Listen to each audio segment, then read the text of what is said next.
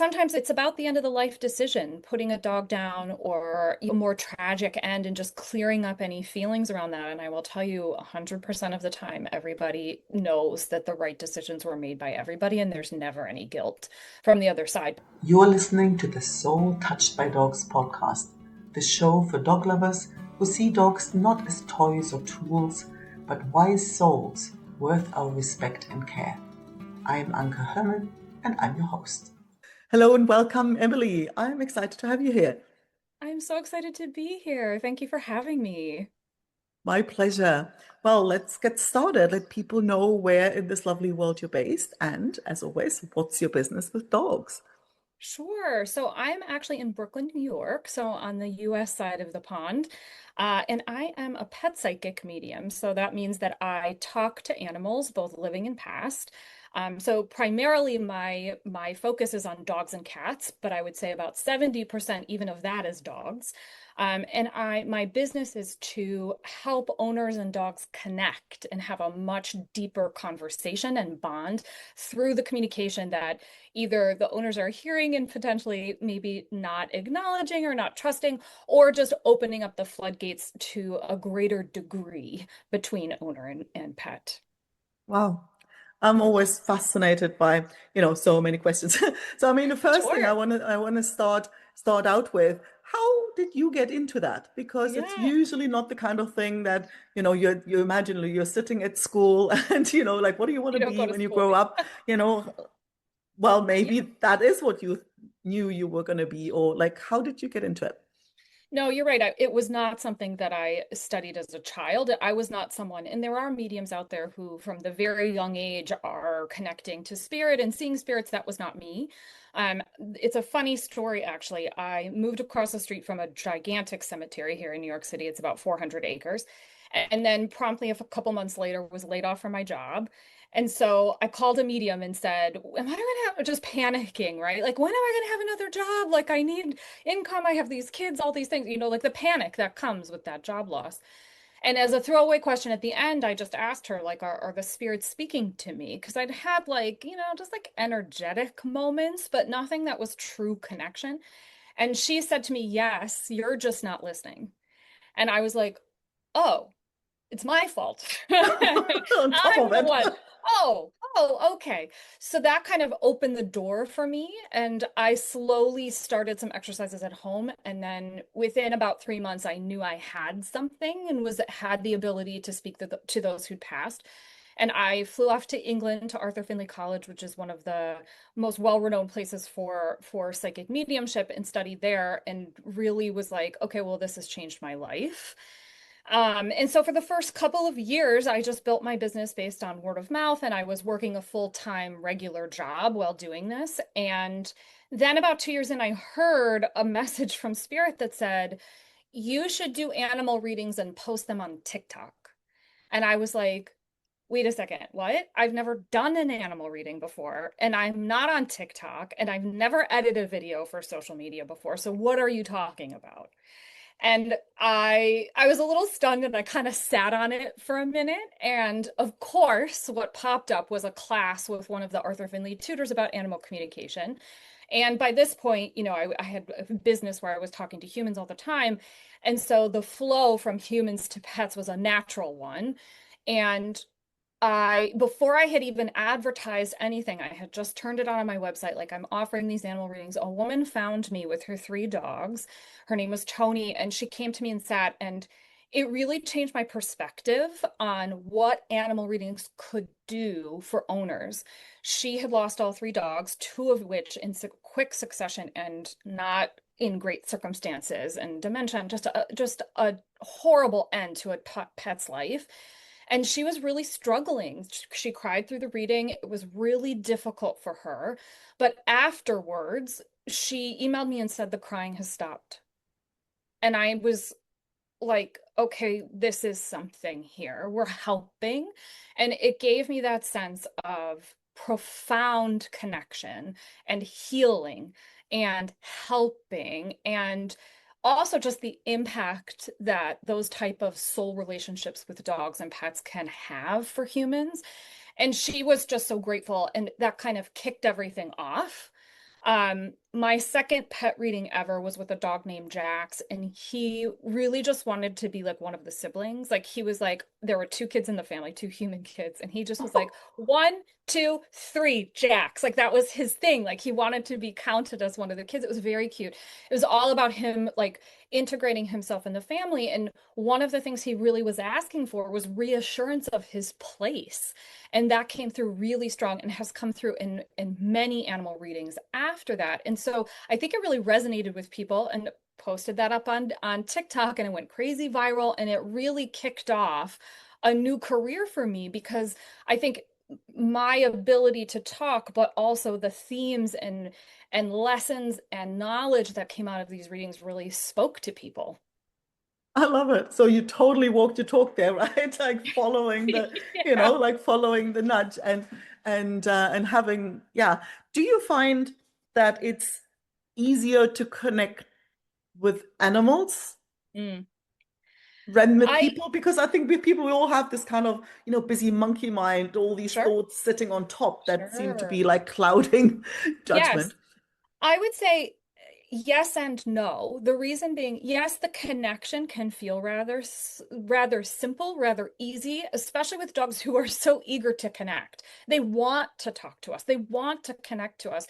And a lot of times don't even have to finish saying the dog's name in my mind, and the dog will come running up to me, the energy here and available to speak.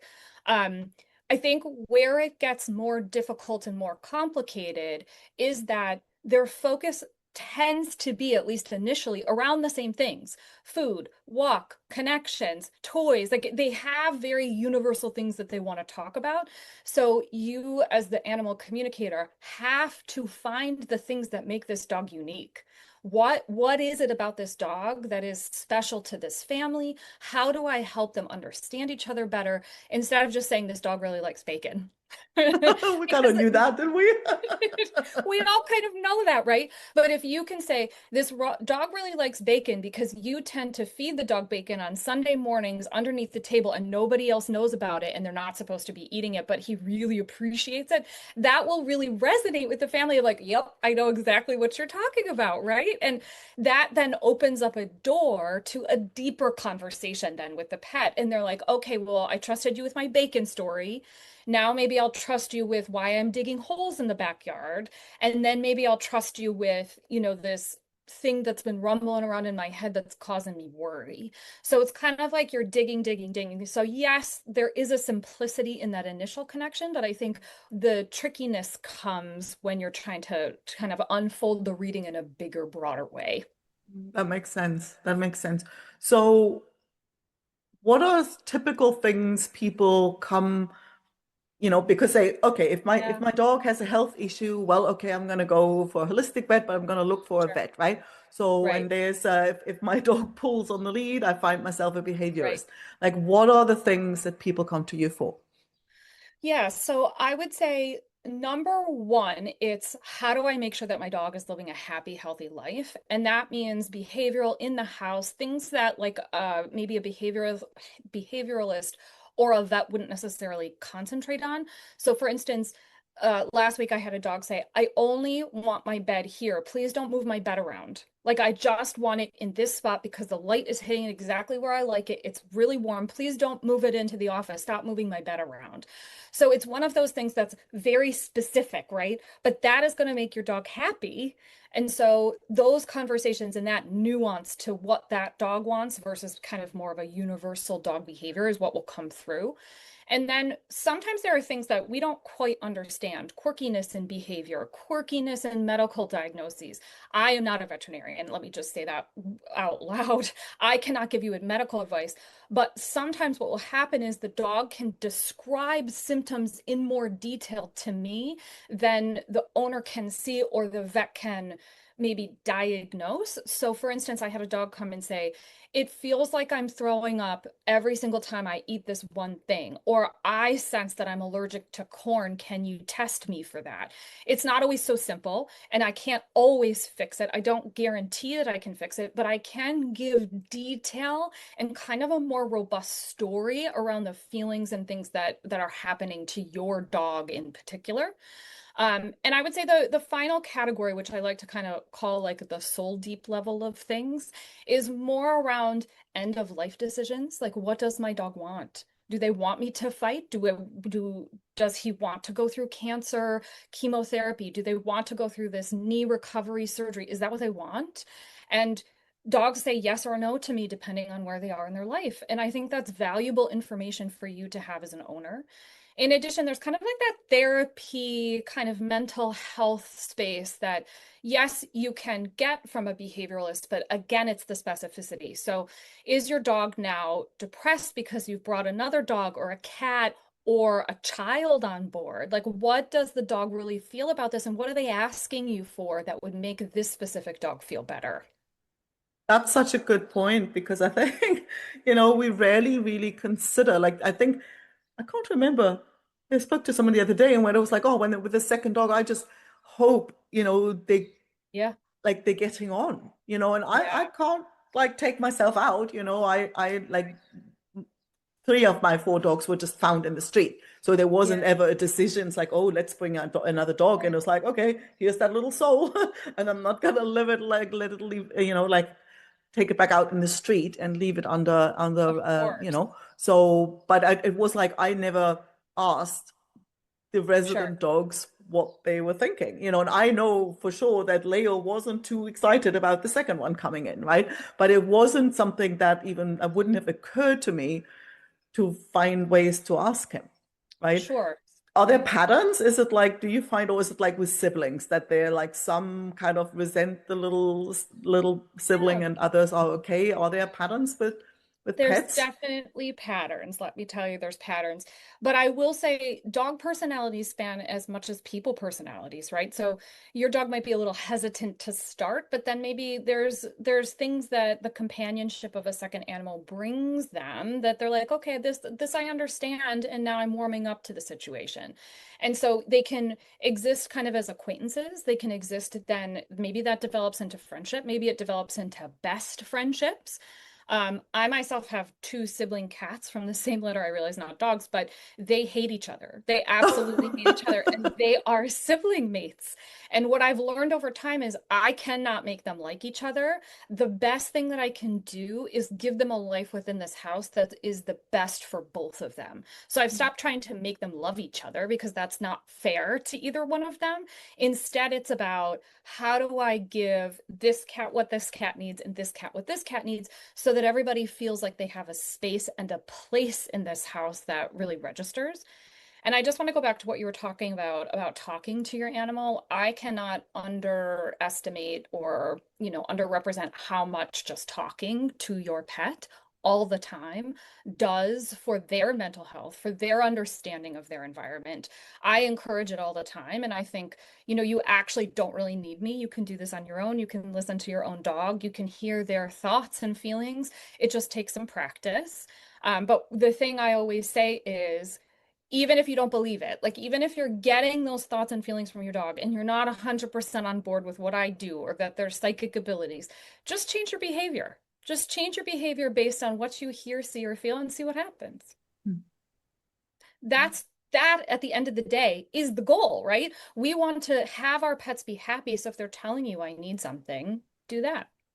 Mm. I mean, I love that. It's like I think most pet owners kind of talk to their pets, and you always kind of a Yeah, little like you kind of do it in secret because people like look at you as if you're totally. crazy. So it's kind of feels like, oh, so right, and it's actually a good thing. So you're hinting at something that I was going to ask you about anyway, because I Sure. know you actually, it's not just you offer readings and so people can come to you, Yes, but you also teach. You I do. basically say, well, hey, anybody can learn this, and if you want to learn this, here's how, right? Yes. So, and Yeah. I'm totally intrigued with it because it does make sense, that we all Yes. have the same abilities fundamentally. Yes. Um, do you find that are some people that are having that channel wider open than others, that Sure. where it's easier to hook into it, or is it just Yeah. about knowing how to go about it? Yeah, I equate this to learning another language, right? So if you're Mhm. someone who can pick up on languages left and right, speaks 10 languages, someone says to, why don't you pick up Japanese? You got it down in 2 weeks. That is definitely 100% not me. But if you're one of those people, um, languages come easy versus someone who really struggles with a second language and just can't do it and it feels like you're fumbling through the dark. That is the same way that this ability works too. It's not to say that you can't. For some people, it comes as easy as learning Japanese in 2 weeks. And for me, that was the case. It was like I opened the door and the floodgates were open, and it was almost overwhelming in how fast it came to me. However, there are people who work 10 years on just getting to be able to hear a couple of words. And I give them credit because that takes some time and effort. It also works better for people who are open to other forms of intuition, of setting anxiety to the side, of meditating, of clearing, quote unquote, the channel or your body or your mind or quieting. So if you already have a practice with that, it can be faster for some. But I do believe everybody can do it. And I 100% believe that everybody who's already talking to their dog is probably hearing or feeling or seeing something from them without much effort. Yeah, I love that. I love the language analogy. I'm a language girl, Yeah. and so it's Yeah, and I actually find that way more people can learn this, in a relatively easy way if there's a good method of teaching it, which like in languages often we don't get that, right? So you feel sure. a lot of people struggle. But then if somebody knows how to teach it, then all of a Right. sudden like, oh, right now it makes sense. Right. So I kind of get a sense it's probably similar here. So Yeah, I would say with my teaching, I've developed my own thing. I learned at Arthur Finley and they're obviously great tutors there, but I think I've learned kind of my own version. I often see pet communication as a entryway or a doorway into a bigger spiritual conversation. But practically speaking, in my classes, we work on kind of the internal quieting of the voice and working with your own intuition and working with your own voice. And then we practice between you and partners because if you're saying, I'm going to listen to somebody else's dog and give you things about their personality, things that they're thinking, and the person across from you says, yes, that's true. Yes, that's true, over and over and over again, suddenly you've got the confidence to know that the things that you're hearing, either about your own dog or other animals out in the wild, are actually true. So that repetition of it and that kind of specificity on the way that you're connecting and that validation through others and the practice of it, the repeated practice of doing it over time has really worked for a lot of my students. And I think I also I am what I am. I'm a Brooklyn mom. I'm, the mom next door. I'm not I would say I'm the most practical teacher of anyone. I'm not going to tell you that you have to do 50 rituals to get there. I will give you very straightforward advice on do this, this, and this. If that doesn't work, let's try something else. Because I also believe, probably like you do with learning languages, there's a way that you learn. And then there's a way that I learn, and then there's a way that Sally learns, and then there's a way, and everybody has a slightly different entryway. So my job is to kind of facilitate that and try and trial and error and keep fostering that kind of learning to open up the door for your specific type of communication. But I agree. I think people finding the right teacher can be kind of the way in, much like with mm, language. yeah, it makes so much sense because I'm still thinking, um, it'd be so beneficial. It's so beneficial for any because when you were talking about uh taking your pet to the vet, for example, right? It's Yeah. like, isn't that always the thing? Like, oh God, it's the one time where I will say, oh God, I wish they could talk, Yeah. because we just can guess what's going on for them, and Yes. so to be able to understand better what's going on for them, so what to tell the vet and they have a Yeah. better chance of actually helping. So I think it almost feels like, God, anybody with a pet should really kind of look into this to understand each other better. Do you find it's harder to understand or to hear your own pet as opposed to other people? Because, there's the emotional, there's the thing you want to hear, right? So, or the Yeah. stuff you don't want to hear. So is that harder to kind of connect to your own pet? Yeah, I would say this, when it's unemotional, like, hey, are you hungry? Those conversations are pretty easy, and I can generally talk to my pets and kind of understand what they need and what they don't need. The second my emotions get in the way, it is extraordinarily difficult. I'll give you an example. Last week, my cat was actually in the hospital for something that I didn't catch because it's a long story, and to be honest, very emotional for me, but I was not feeling very well. So my channel was not as open, and she was not feeling very well. And there was miscommunication there. But then the second I started to get really worried, I stopped being able to hear her very well. So, and then even in the vet's office, I was like, I don't know what's going on because my brain was like too scattered. I was too much in the moment of like what medically was happening with her versus like emptying out all of my thoughts, becoming kind of open and calm and being able to hear her. There was just absolutely no way I could at that moment in time. So since then, since we've come home and everybody's healthy and happy again, we've talked about it, she and I think we just understand that there's times and places where this communication works really, really well, and times where it isn't, it doesn't. It just didn't for us in that moment. Hmm. But then that would be the moment to call somebody else, right? A So, 100% that, yeah. And I did phone a friend on that oh, instance, and just said like, what's going on, and got similar information to what I had been hearing, but with more detail and less emotion attached to it. Let me put it that way. Yeah.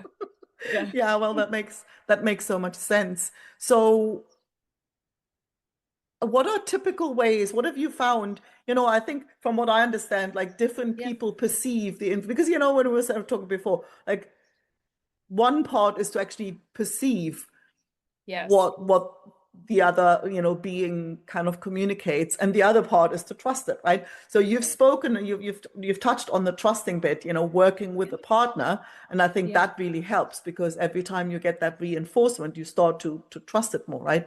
So Right. what are typical ways that people experience or Sure. perceive something that comes from, and how do you know that it comes? Like, I have two dogs, so how do I Sure. know which one's talking?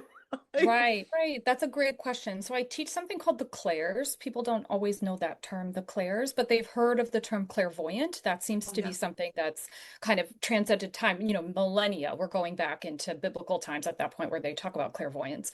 Um, but there are different clairs to denote the different senses, but what you just need to know is that there's seeing, clairvoyance, and then hearing and feeling with like your emotional body. And then there's a sense of knowing things like, I just knew my dog needed to go for a walk. There's no other way for you to explain it, but it's I just knew, and then you can kind of fill in the rest of the sentence.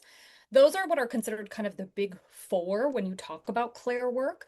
However, I have found, especially with dogs, that smell becomes kind of the fifth one that a lot of dogs will communicate through. So for me, and I would say in the last year, I've focused a lot of time on connecting a smell that they're giving me to additional information, emotion asks, like what is it that they're trying to relay with using smell. And then additionally, sometimes they're asking me to just go smell things because it's such a part of their world. So that type of, you can get those How does that smells. work? Like, how do they Yeah, use sure. smell? Like, how do they, like, Yeah. how, give me an example. Yeah, sure. So I had a dog who just kept having me smell poop. And I was like, dude, what are you doing? Like, what are you doing? And her name was Ziggy. And there was such joy in the poop, like just absolute joy. Like I felt the emotion of joy. I could smell the poop and I was asking, what's going on? And then I heard her say to me, I just really love rolling around in poop. And I was like, okay. Very So good I for you, say right? to the owner, I'm like, you understand that Ziggy likes rolling around in poop? And she's like, oh my gosh, yes. Can she please stop?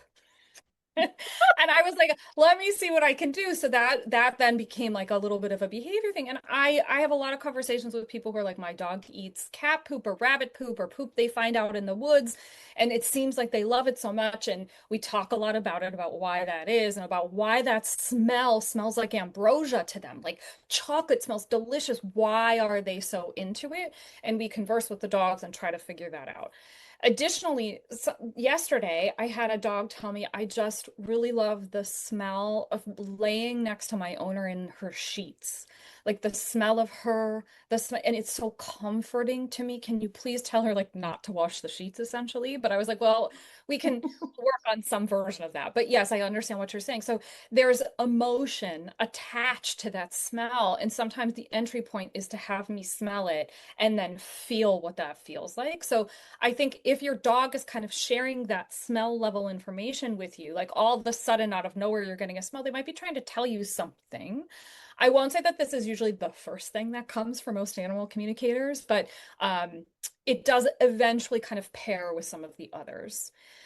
You were also asking, okay, so if you want to know the difference between which dog is talking, you have to understand kind of the information that they're giving you up front. So if you know you have a super energetic dog who's talking really fast, who's concerned about balls, and you're starting to hear and feel that energy that's coming at you super fast, and you can feel it, feel it, feel it, you'll start to understand that that's that dog versus maybe a dog who's a little bit more lazy, likes to sleep all day. The information comes a little slower. You can even feel it in color too. Like this dog feels really yellow to me. This dog feels really green to me. And that can kind of be an entryway too, if you've ever had that sensation, especially for creatives. That can kind of help distinguish. Additionally, when you're talking to both of them at once, you should be able to feel a slight difference between them. And you can actually ask their energy to separate and say, hey, you go sit over there, you go sit over there in terms of energy, not their physical self. But then you can kind of play with the energy between the two of them and kind of sense, okay, over there, that energy feels like that. That must be this dog versus over here, the energy feels like this. It might be this dog.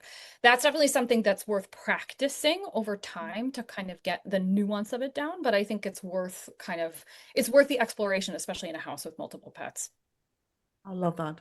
So tell people about, so you've mentioned classes, I'm always Yes, intrigued, So yes, where can people go and find out more about that if they kind of want to sure. know? Oh, I think I don't know whether I asked that, but it just popped to mind. It's like a, an animal that's passed over. Is that kind of Yes, harder or easier to sure, communicate with? And what sure. do So people want to know about a pet that's passed? 100%. I would say for me, mediumship came rather easy. Mediumship is that communication with those who've passed. For other people, they do find it trickier. It just depends on you and your own ability. A lot of times it's either about connection, just wanting to sit with the memory of each other and those special times and hear what the dog really loved about their life, and the owner wants to communicate back. And just sitting with, that lifetime of sharing space and energy and breath. And sometimes it's about the end of the life decision, putting a dog down or, a more tragic end and just clearing up any feelings around that. And I will tell you 100% of the time, everybody knows that the right decisions were made by everybody and there's never any guilt from the other side. But I will tell you, just knowing that and hearing that about your dog's specific situation is different. And you might need a little bit more of a push and a confirmation. Um, in my classes, I actually have one coming up in the month of July. We will primarily focus on living animals, but if someone wants to practice with a mediumship, we will get to that over the course of time. It's also an interesting setup this summer because I know summertime, a lot of people do a lot of travel. So I have 6 weeks of classes, of which there's 3 weeks of content. So you could sign up for 3 weeks and still like miss a couple classes in there and get all your information. Or you can come to all 6 classes and essentially get that for the price of three and just get a lot more practice in there. So we're going to try it this way this summer and see. We're going to cover topics around health, behaviors, what they really want you to know, and kind of the basic level of connection as well, and how to do this with your own pet. Oh, I love the sound of that. So we're definitely, yeah, let people know what's the best place to go. And obviously we're going to have Yeah, it, in the show notes, obviously. But sure. if you want to tell people, that would be fabulous. Great. I have a website. It's called Connected Intuition. So connectedintuition.com. And I'm the same handle on TikTok and Instagram. And those are the two places where you can see some of my work and some of how my teaching style, if you want to get to know me a little bit better. But the website's got information about how to sign up for the class. It starts July 7th. That's wonderful. Because yeah, I'm always I'm quite intrigued because I'm thinking it's Yeah. so beneficial for anybody who has a pet, right? I'm Because sure the way you've been talking though about how you're already connecting, my guess is it's just a little bit of a tweak for you and you'll be right on your way. I think you've got me hooked on that one. That's amazing. Well, thank you so much. This was like, and I love how you have such a like a practical side to it, right? Because Yeah, it's it's bridging the two worlds, and and true. sometimes people come from a much more spiritual kind of like, and I'm not saying you're not, but it's being able to create that bridge for somebody who hasn't got that channel open right from the start, Right. and I think having that sort of, okay, this is how we're doing it, then I think that's super, super It's helpful. a So door. thank It's a you. little bit of a doorway. Yeah. And Yeah, I think you can go so spiritual that you're not living on this earth too. So that's right. I want to be kind of the kind of path that you can walk and you can stop at any point and go, this is where I'm going to hang out. Yeah, And yeah, that's totally fine with me. Yeah. yeah. Love that. So thank you. Thank you. It was so great to meet you. Thank you so much for having me. I appreciate it. Thank you. Thanks so much for listening. If you enjoyed the episode, don't forget to subscribe and leave a review so other dog lovers can find the show. Head over to soultouchedbydogs.com and sign up for the weekly treat. Tips, recommendations, and personal stories to warm your dog-loving heart. And if you know a awesome human you think I should interview, I'd love an introduction. Email me at Anke, that's ANKE, at soultouchedbydogs.com.